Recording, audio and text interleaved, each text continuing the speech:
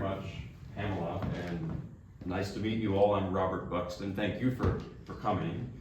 And yeah, I'm a classical pianist and a talker, speaker. I also, thank you, Catherine, for this connection. I'm really so glad that we met and we spoke after the last Life at Elon program, and that's why this is happening.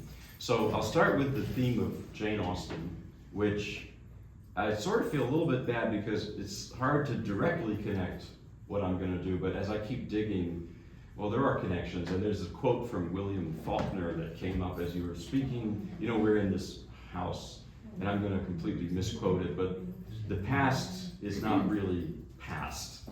It lives somehow today, and that's the idea. I hope that this afternoon we can all just sort of self-transport in some way, not permanently, but just to that time period a couple hundred years ago. I mean, where we are, the house here, and the music I'm going to play, it all kind of is in that period. It's the context in which Jane Austen lived and wrote most of the music I'm going to play. So to start with, classical pianists 200 years ago or more improvised. I always get a little lump in my throat when I say that because it's scary, because there's always risk. But I believe that we ought to continue this tradition. Mostly in classical music, we stopped improvising. In jazz, we do, but still. So people like Liszt and Chopin and others, they improvised all the time. And so what I thought I would do is improvise on first Robin Adair, but also, you got to remind me the connection between that march from Handel's Judas Maccabeus and La Marseillaise to Jane Austen. Well, that's one of the ones. We would exchange piano pieces or music pieces, compositions, and then they would have something in their own copybook. They would copy out the notation. So like copying somebody's letter, but you'd be copying the notation. Like Jed plays piano, you could see the notation, they would copy the notation. And that was one that was widely had in copybooks and people passed around. At that time period. At that time period. Interesting. Yes. Okay, so and this is what I'm going to try to do is to weave those three into a spontaneous sort of improvisation in that style of the 19th century maybe. So let's see what happens.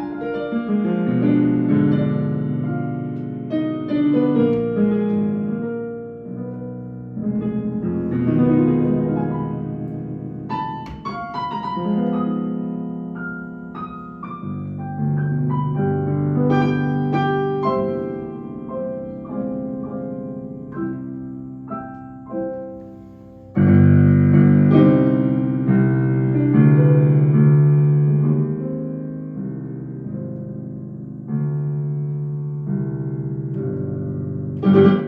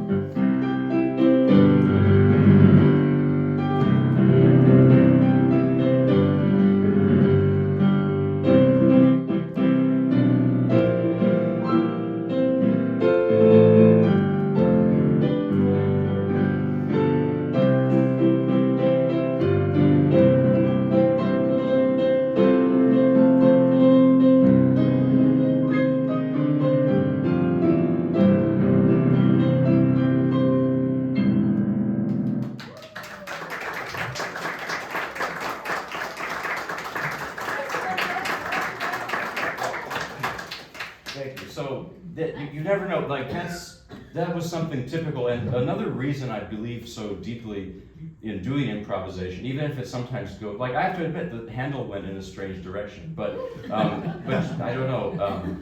I was about to make a dad joke about I don't know if I could handle it, but but the thing is, truthfully, that's to me how we can speak that musical language today, because in a lot of the classical music tradition, we're taught, to play it as written, and that would be the equivalent of taking a text like a Jane Austen text and reading it like, in a very mechanical way.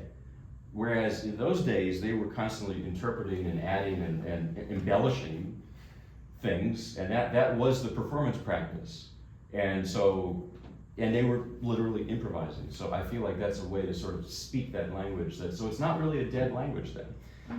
So anyway, now for the real program. I mean, it's not that it's not real. So just that I made, my invented fluff in there. So I'm still sort of doing this theme of violin music for the piano. But it's taking a different direction. I'm slowly going to go into doing vocal arrangement. I'm obsessed with the art of arrangement, because to me, arrangement is like literary translation. It's the same idea. You take a piece for orchestra or for voice or for violin, and you refashion it into a piano piece. That's pretty much, what it is. So same idea as in literature. For instance, Pasternak in Russian translating Shakespeare, and he makes it beautiful in the Russian language because he himself's a great writer. So that's what concerns me. And everything I'm going to play has some connection to the context of Jane Austen and her life and times.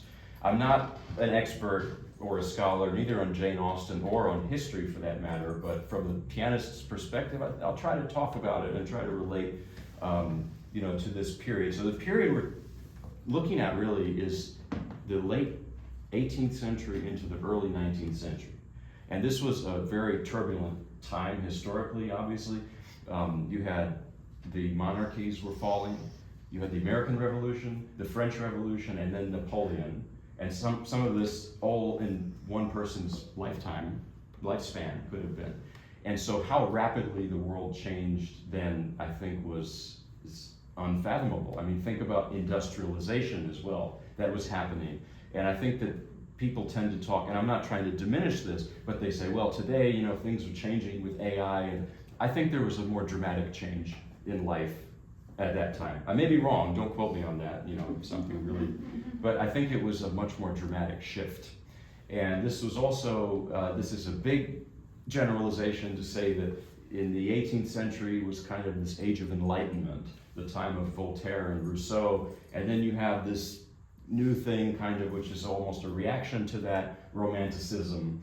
But from what I understand, also, if you were to go back in time and ask someone, hey, are you an Enlightenment person or a romantic, they didn't think like that, you know, it wasn't, we gave those terms later.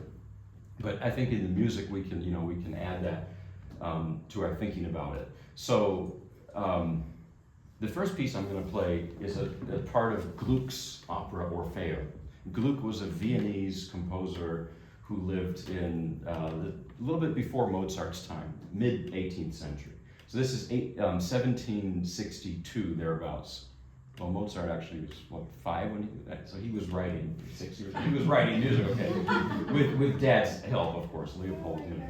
So this opera is obviously it's the story of Orpheus and Eurydice, which is a famous ancient Greek myth.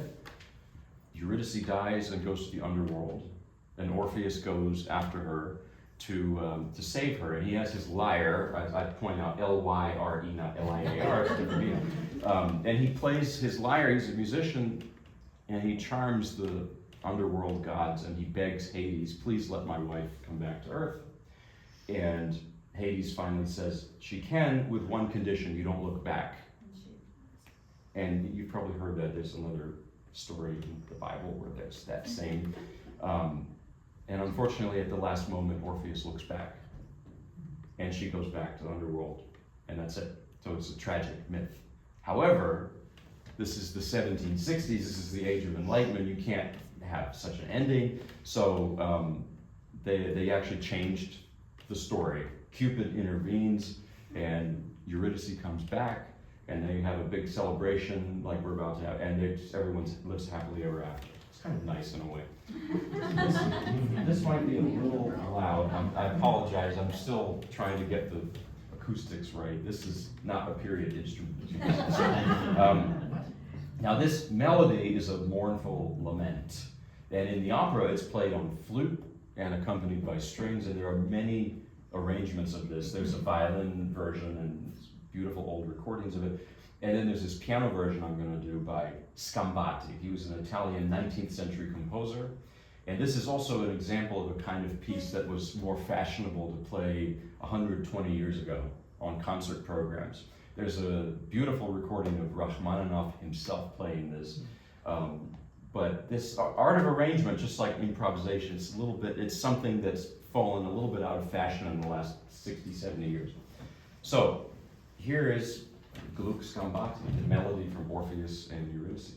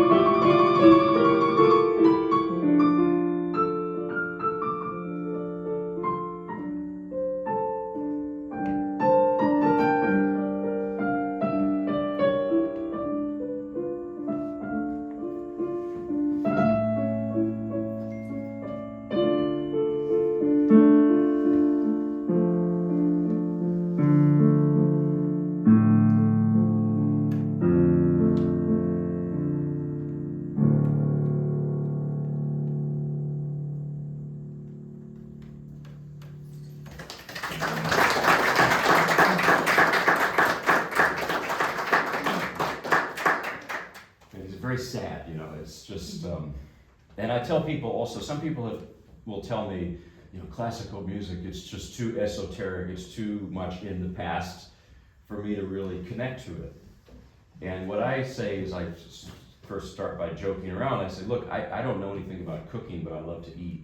So trust your intuition is what I tell when you listen. You know, you don't have to be a scholar of it to love it. Just like I'm definitely not a scholar of food, but I love it. And then the other thing is that I really think people are not all that different from the past. Maybe we wear different clothes and we, you know, have different habits, but things are not really that different. And if anyone's experienced the loss of a loved one, you get this peace. Unfortunately, we all have. And that's what it is. I think that's really it. The rest would be just a more detailed commentary of what the music is. Next, I'm going to play one of Felix Mendelssohn's lieder or songs. This is Auf Flügeln des Gesanges, which in my poor German means on wings of song. And it's by a text by Heinrich Heine, a great poet from that time period.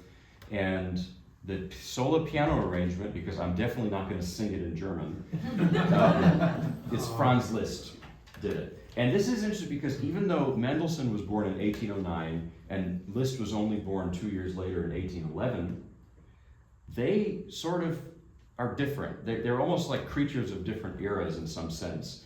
So Mendelssohn, to me, is more from the earlier, like Jane Austen era, and Liszt, rather, Mendelssohn was. Liszt was more sort of progressive and had a different approach. And there's one example of that. So in those days, if you played from memory, people thought you were a show-off. That's simple. But Liszt was someone who changed this. He played from memory. And some people thought he was a show-off, and he probably was, but that was just part of his mystique.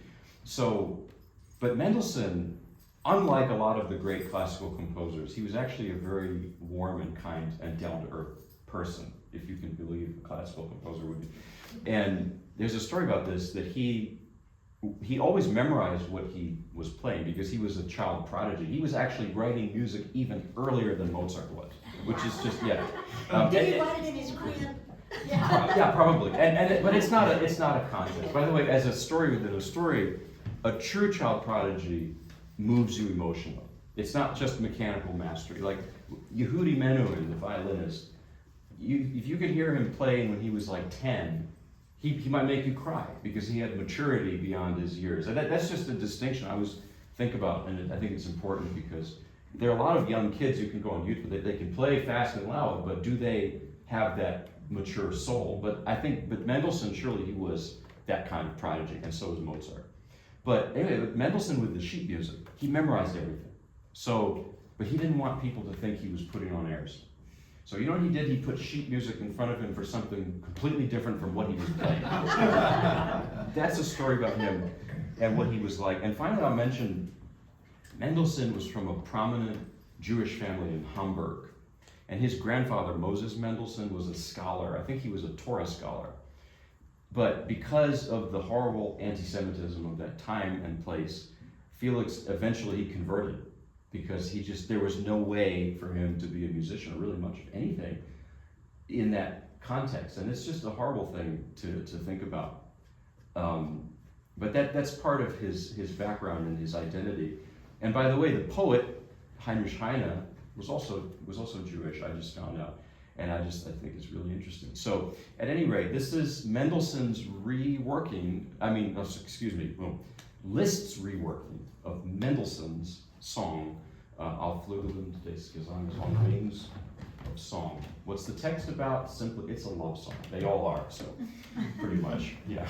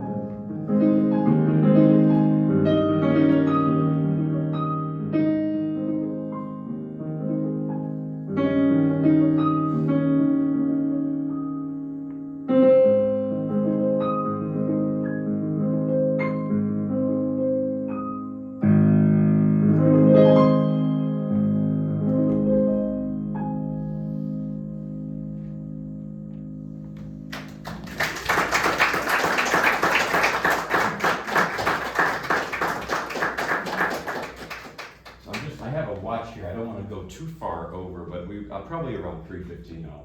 Is that okay, or 3:20-ish? I don't know. Like, I always tend to go on too long. So, Oh, no. I mean it. Like, I just tend to, the talking and the playing. So there's a line in that song that's I'm going to mistranslate. Though it's it's a love song. It's "I'll take you away on wings of song, and we'll fly over the Ganges River." I love that line. It's really wonderful. So.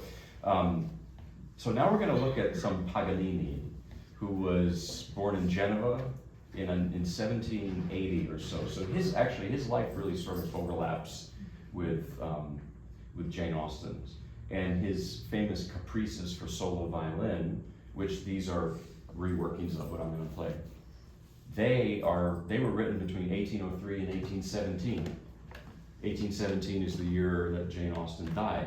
And so a lot of her work was in that period. So I don't know if there's a direct connection, but definitely they lived at the same time, they breathed the same air, and they were, contemporaries, very much so. More than, Mendelssohn, born in 1809, Liszt, it's a little later. But, and so Paganini was also, he was like Beethoven, he lived at that same period, 1 foot in the 18th century, 1 foot in the 19th. And Ivry Gitlis, he was a great violinist and sort of my hero, really. He said Paganini was like the Big Bang in music. Nothing was the same after Paganini. And his style, it just comes out of nowhere. It used to be, if you were Mozart or, the Bach family, you would learn music like in an apprenticeship way. Like usually family members would teach you, like Mozart's father, Leopold was he taught him. But Paganini was a true romantic in the sense that he didn't really have those kinds of roots. His style was just all his own, and it was like coming out of nowhere. And there was a wildness to it, a freedom to it. He was the equivalent of a rock star of the 60s. Really, you read about him, it sounds like Jimi Hendrix or something. Because he was not necessarily the most moral person either. He was whining women in song. He was a wild man. And you either loved him or you hated him for it. The people who hated him, they said he was possessed. He had to be possessed by the devil. And we have that same thing in the blues in the Mississippi Delta region. Robert Johnson, people said the same thing about him. He was possessed. It's crazy to say that, but that's Paganini. But the Romantics who came a little later, they just admired him so much. And I think it was Schumann, Robert Schumann was the first, I think, to take Paganini and adapt it for the piano from the violin. So I told you about Paganini, but now I have to tell you about the musical translator or arranger, Robert Schumann. Because I hear a lot of Schumann here. Schumann did 12 studies based on Paganini caprices. There are 24 Paganini caprices. So I don't know what happened. He just did half, just. It's plenty. But that was what Schumann did. And this is number 10, I think. So the first few, which I played in the spring, are much closer to the original Paganini. But as it progresses in the cycle, like this one, I don't hear much Paganini. Yes, if I put a recording of the violin piece, that's the melody, it's all there. But Schumann breathes his own self into this piece so much that I can hardly think of it as Paganini. So Schumann was born in 1810, and he was from Zwickau, which is now East Germany. It's near Leipzig, that area, which is, by the way, where Mendelssohn ended up settling, conducting the Leipzig Gewandhaus Orchestra. So Schumann was not a child prodigy. He was the opposite of Mendelssohn. He wanted to be a novelist first, by the way, Jane Austen connection, right, the literary thing. And he kept writing throughout his life, but it didn't pan out for him to become a novelist exactly. Then he wanted to be a virtuoso pianist, but again, he wasn't a prodigy. So he invested in this tool meant to strengthen the pinky finger. He ended up destroying his hands. Yeah. And that ended. And then he went to composition. And add to that, Robert Schumann, he had a very tragic life. He had bipolar disorder, I guess what we would consider bipolar disorder. And they didn't have treatment, for it at that time. And so for that reason, his music is interesting because it's very episodic. I love this about it. You'll hear it even in this Paganini arrangement, that it's one idea and then splice another idea, splice another. And there's one pianist, I forget the name of the pianist, they criticized him for this. They said his music is like shish kebab. You know, it's just a little bit of this, which is, I think is wonderful to have shish kebab there. But that's kind of the point, I think, of Schumann. And it's the way his mind worked. And moreover, it was the kind of literature that he liked. The novellas of E.T.A. Hoffmann and Jean-Paul Richter, who that's the overlapping at the time of James. They were late 18th century, early 19th. And their novellas are never linear, they don't have linear developments. It's just, one story, splice, another. It's almost like some movies are like that. There's that splice technique. And that's another reason why Schumann's music can seem chaotic. And it's not always easy listening, I have to say. It's because it just changes. And my grandmother, who when she was around, she was a big classical music lover, and I would play Schumann for her. And her comment once to me was, he is all over the place. and that's the point. I think that's the point. So this is one of the Paganini caprices in C minor, arranged for piano, and it's not that long, but it's like 7 minutes. And it just changes all the time. It starts in such a sad way, elegy-like, And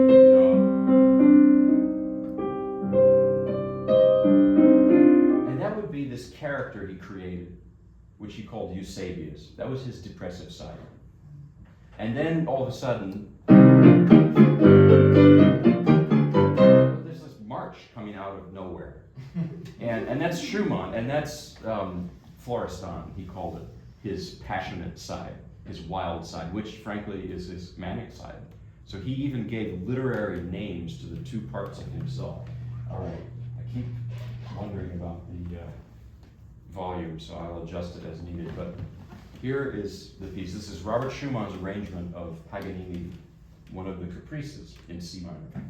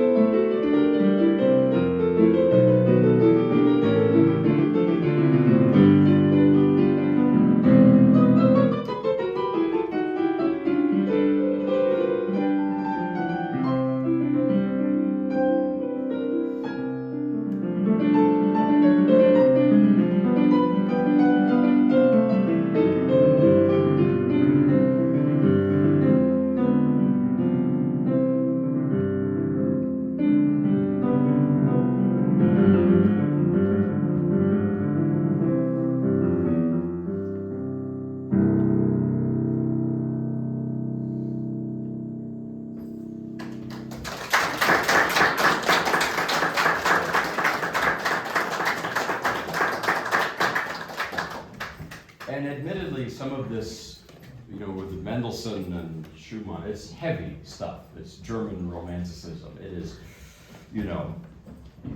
and the next piece is even more of that. And this is a longer piece. This will be like the main course of today, the roast beef with gravy, musically speaking, which is Brahms. And Brahms, I was thinking how to tie him in to the theme of Jane Austen, because he was born in 1833, so that's a bit later. But Brahms was one of these people who was just obsessed with the past a lot. And it's almost like he was born the wrong year. Have you ever met someone like that? He was one of those people.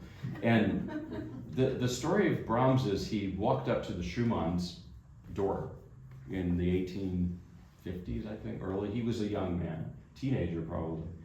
And he wanted just some musical advice from them. And this was a different time. I mean, if some kid came to someone's door now, I don't know. I don't know how that would work, but it might not be so warm and friendly. But the Schumanns invited him in. It was actually Clara, Robert's wife, who was herself a great pianist and composer. She invited him in, and he said, my name is Johannes Brahms, and I have all these pieces I've written. He played them, and she just couldn't believe it. And when Robert came home, he played more for both of them, and Robert said, just live with us. Just stay here. That's what it was like back then. It's kind of nice in a way. But unfortunately, what happened not so long after this, Robert Schumann's mental health was really declining. And he tried to jump into the icy Rhine River at one point, and he was institutionalized. And at the rules of medicine at that time, which were not right, they didn't allow visitors, I think. Clara only saw him one more time before he died. And Robert Schumann died at like 47 or something. And I was thinking about this when you mentioned about Jane Austen. She didn't live a very long life. And people, we tend to talk about this, and it is tragic, thinking about Mozart, who died at 35, Schubert, who died at 31. I'm not trying to be dark here, I'm sorry, but Mendelssohn died at 38. And I think it's not that they were just starving artists. Actually, they weren't. But it was that the time was, people didn't generally live as long. Medicine and hygiene were not what they are now. So that's why I said we can pretend to go back in time, but let's not really, because I like air conditioning and heat and better health care, which well, hopefully. But anyway,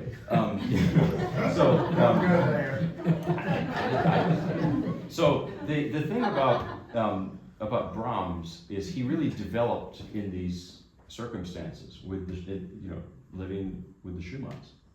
And there's a story that came up at this time, which is probably a bit of a fabrication, that there was a love triangle, maybe you've heard this, between young Brahms, Clara, who was 20 years older than him, and Robert. And what historians say, one historian wrote, didn't happen. The lives of the great composers are much more boring than we tend to think. They just weren't. Now, Hollywood didn't think so. In the late 40s, there was a movie about this, and Katharine Hepburn played Clara Schumann. She's an amazing actress, and I love movies from that time period, but probably didn't happen that way. On the other hand, Brahms was kind of a loner for the rest of his life. And there were definitely some unrequited feelings that he had towards Clara, and possibly she towards him. It's for sure. And you read their letters, they wrote these letters to each other, these passionate letters throughout their lives. So in that sense, well, there was something, but I almost think it's even more powerful that they never really dated, I guess is the word, but that it was something unspoken and unrequited. And you feel that, I think, in Brahms's music, even in this piece based on Paganini again.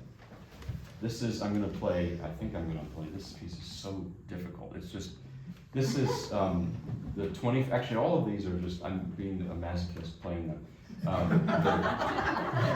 It's not just that they're difficult, but they're awkward.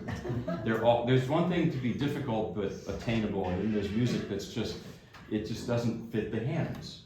And Brahms was like, so is Schumann, by the way. Oh boy, it's like, I think, unfortunately, I hate that he damaged his hands at the time he was writing those Paganini pieces. So, Anyway, Don't damage yours. well, I'm trying not to. Actually, I have a story about that. So, this is based on the 24th Caprice of Paganini. That was written during Jane Austen's life. That definitely was. And it's an energetic theme, but Brahms turns it into his own variations here. And they're sometimes so melancholy and so wistful and nostalgic. It's just him. It becomes him here. So here's a story about that. Brahms initially wrote these as finger exercises. It sounds so, I call them finger torture, because literally, and in book 1, there's a passage, I'll play it for you now. And it goes on for like 2 minutes. I learned that over the summer. I developed the worst pain in this finger, and that's never happened to me before. I had to go to the orthopedist, and I said, I told him, he said, what's causing you the pain? I said, Brahms. I don't know how that went over. Another story, this is kind of a total nonsense story, but I just found it really funny. Speaking about the past being alive today, think of Brahms in your mind. You've probably seen photographs of him, late photographs of him with the giant beard, and he was heavier, and he looked like Santa Claus. I mean, he had this huge beard, and he loved cigars too. He didn't always look like that. When he met the Schumanns, he looked like an angelic boy almost. He couldn't grow a beard until he was in his 40s. Why do I know useless facts like that? I don't know, but I wish I had better thoughts about it. But here's the story. We were driving with my family, we were driving through South Carolina over the summer, and I was at a rest area, and I saw a guy getting off his Harley Davidson motorcycle. He looked exactly like Brahms, with the beard, and it was Brahms. It was uncanny, and I was just doing this, and I thought, okay, I'm gonna go. I told my wife, who's a pianist too, I said, I'm gonna go tell him I have to, because I'll show him a picture. And I start walking over there, and I feel this, and it's my wife, and she says, you are not gonna get the reaction you're wanting. Maybe he's a nice guy, but I wouldn't do it. So I didn't. But maybe, who knows? Maybe it was Brahms. Who knows? So here is the music, and oh boy, it's just tricky to play, but it's so beautiful. It's book 2 only, book 2 today of Brahms Paganini Variations.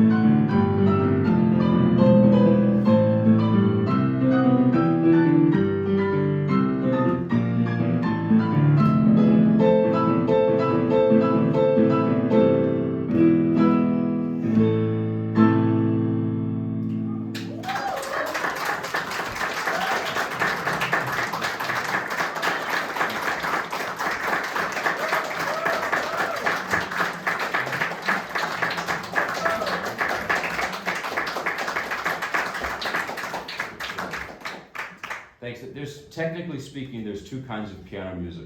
That which is very easy to play but sounds very difficult. A lot of Liszt is like that. Not Mendelssohn arranged by Liszt, but some Liszt is like that. It's a good investment. Then you have some music that sounds not difficult at all, but it's extremely difficult to play. Actually, that Glucksgambadi, because the whole thing is like that. But it sounds very transparent. Oh, this doesn't sound so hard. And then I looked at the music and, I just couldn't believe it. And then you have a piece like this, which is the worst of both worlds. It's extremely difficult to play, and it also sounds like it's difficult. So it's just technically speaking, but I didn't come here to just complain. So, but I do want to play one more classical piece and then a few gospels as was requested, and I'm happy to play because I also play a lot of old-time gospel. This is a short excerpt from Rachmaninoff's Paganini Rhapsody. And so now we're in the 1930s, way more recent, but still based on Paganini. And if you take this is what Rachmaninoff did in the 18th variation of his Paganini Rhapsody. It's based on the same 24th caprice. And,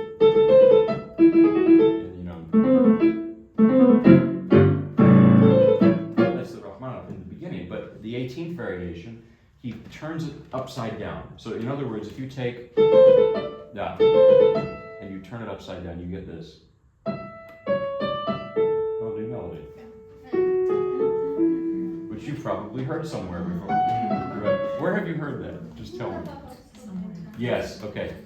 My story about that, I've been playing this, and people always tell me somewhere in time, you've got to see it. And then I was on YouTube a week ago, and it says it's free on YouTube, maybe temporarily if you want to see it or re-see it. And I read reviews of that movie. Roger Ebert hated it. He said, "Oh, this is awful." And I thought, well, you know what? I usually like him, but I watched it, and I could see why he said that, but I still enjoyed it very much. And I think that music is sort of central to the movie, even though it doesn't make historical sense because he's time traveling. He self-hypnotizes to go back to 1912 because he fell in love with a photograph of it. It's kind of a crazy story. So, and he says when he's in 1912, he says to her, "Have you heard the Rachmaninoff Rhapsody yet?" Well, that's wrong because Rachmaninoff wrote it in the 1930s. But I don't mean to be nitpicky because I think that the general theme is correct. That the movie's about time travel. And it's about nostalgia even for a time that we weren't around in. Rachmaninoff was more nostalgic than anybody. He was born in Russia, and he left in 1917 when the revolution happened. Never went back. And he wrote this at his lake home on Lake Lucerne, Switzerland, which is not too shabby. But he was still he was just depressed. He couldn't feel like himself being out of Russia. And I'll tell you a little more about that later because I know what that's like. My mother is from Russia. She came from Moscow. Not Idaho, Moscow, Russia. So, and she's nostalgic too. And then she always tells me, any Russian literature, it's all about that. So it's just hardwired into the culture almost. And I think that's what this piece is about. The idea of you can't go home again, that's a North Carolina reference. But even if you're not from a place like Russia, where you've never gone back, we're all exiles from our home in a sense, because what is home is more of a time than an actual place. So I visited, I hate to admit it, I mean, nothing against it, but I was born in New Jersey, okay, so nothing. Sometimes people, there's a place I go, they all call me the bum from Jersey, that's what they call me. But I grew up there, and I visited for the first time in many, many years a few months ago. And I went to the street I grew up on, and it was just, it's not it anymore. And even if you grew up 2 blocks from here in Graham, and I have to say it right, Graham, sorry, it's not the same, and you can't go home again. And I think that this is what this music's about. And I think that's why the movie does a really good job incorporating it. Now, I don't know for sure because I didn't know Rachmaninoff personally. He died in 1943. But how this ties into Jane Austen, I'm not really sure. But, Paganini's music living through him in the 1930s. So, time travel, I don't know. So here is, I'll close the classical portion with this, and then we'll have a few old-timey gospel numbers. So, here.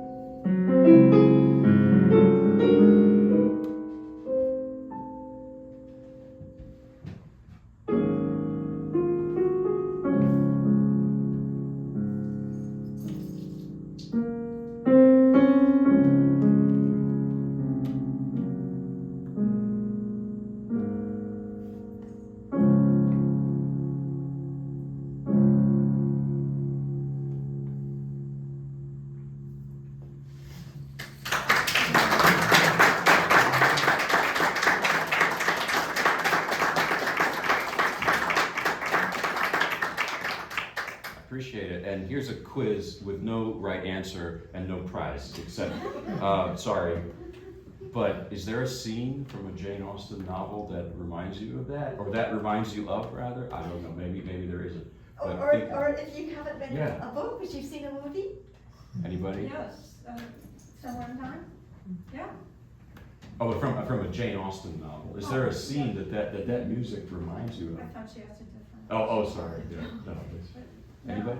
Do you know one? Of course you No, know no. one. I'm just curious, like, If you haven't read a Jane Austen novel, which is perfectly all right, but you've seen a Jane Austen, a movie based on a novel, is there?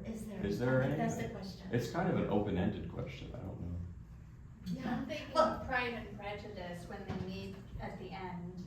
Yeah, maybe that. Yes, Yeah. When the two lovers meet, I can't remember, Mhm. Elizabeth and Mr. and Mr. Darcy. Yeah. Come together in the field and the da da da da da. Uh-huh. They're like, Yeah. Yeah. All right, so, you The know. love, they're together, the Yeah. mist and the. And That's- persuasion, and Elliot is a long-suffering heroine. Yeah. And at the time when they come together again in Bath, which is a beautiful city, and if you've been to Bath, you certainly know that. And that is really like that, the Oh, Antichrist. that's what I thought Very maybe much. there would be, Yeah, I thought there'd be a way to. Yeah. But so now really we're just gonna sail across the Atlantic and we're gonna come to not too far from here, Appalachia and New Orleans too. And you know, I'll tell you personally, so I mentioned my mother is from Russia and I grew up in New Jersey. And, oh yeah, the train's here. So, and my father's also an immigrant. You know, so I grew up in a 2-immigrant home. Both parents are immigrants in New Jersey. My dad is an immigrant from Southern Virginia. Eastern. Right, he's from the East, yeah, but he grew up listening to the Opry, and this is all his music, and I just, you know, the whole time I was growing up, and then I got into classical music through my mom and my uncle Boris, who were Russian, you know, but then my dad is this, you know, country guy. He's like, when are you gonna play some real music? And so, you know, then I started playing some real music.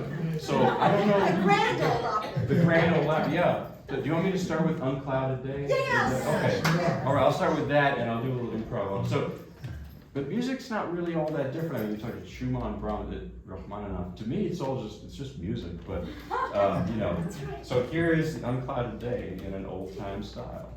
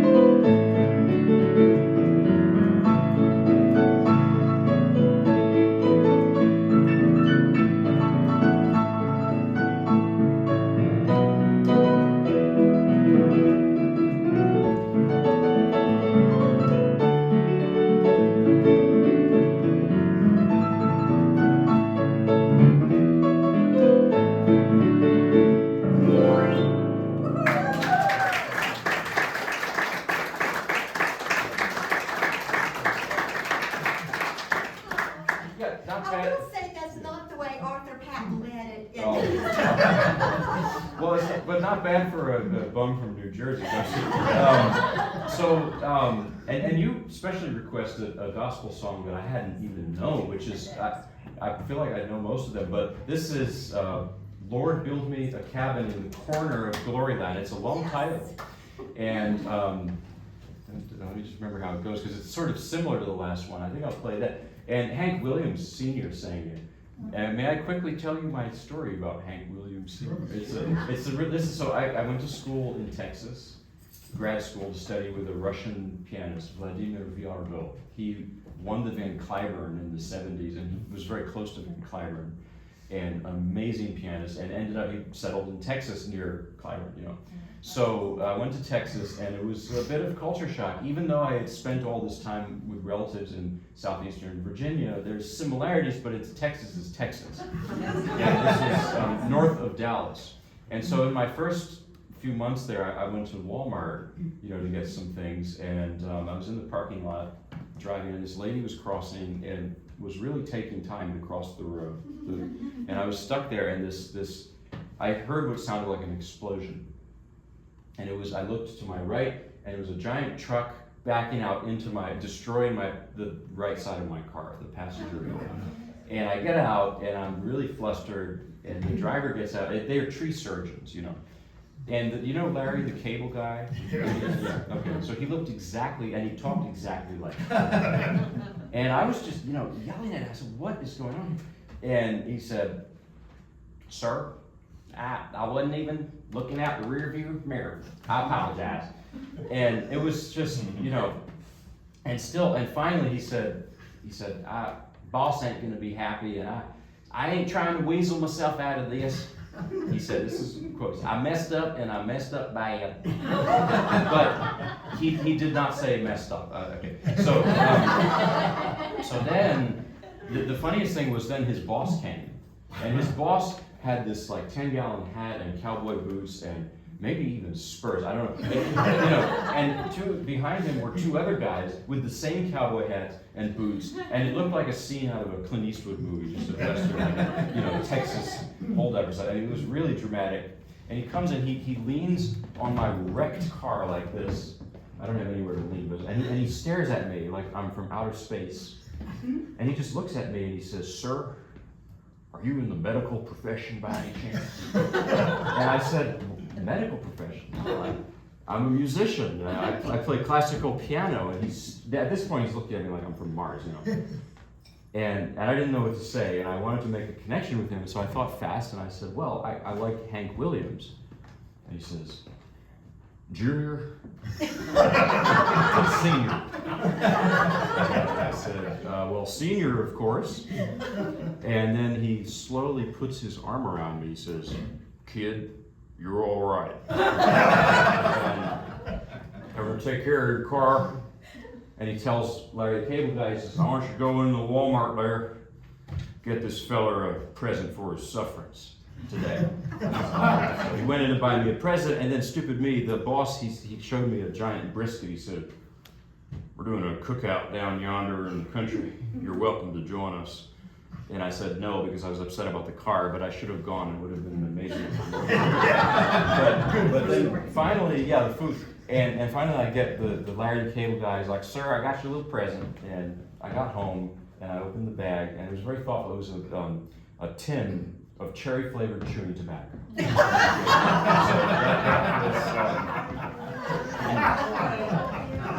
So that's you know, it doesn't really have to do with Hank Williams, but I used the name of Hank Williams. So here's Lord Build Me a Cabin in the Corner of Gloryland. So.